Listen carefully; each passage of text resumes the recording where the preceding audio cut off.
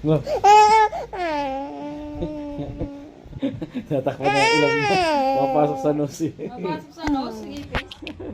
Ano ba? Wala. Wala. Nakikiliti siya siguro.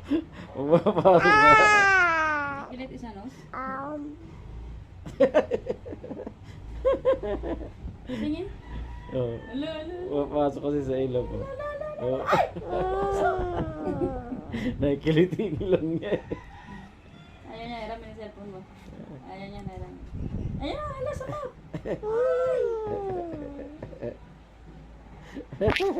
Daddy naman. Ham.